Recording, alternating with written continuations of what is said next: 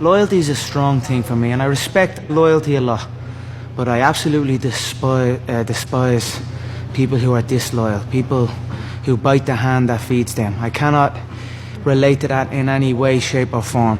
I certainly feel TJ is a little snake in the grass.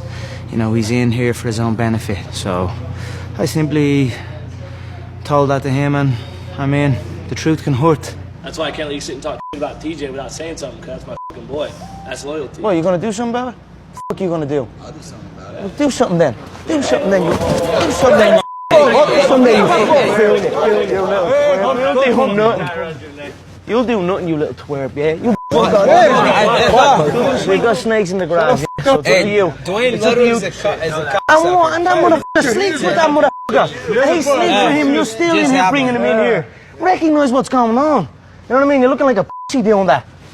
I simply spoke the truth. Tempers got flared. It was pushing and shoving. It was close to blows, but it was nothing.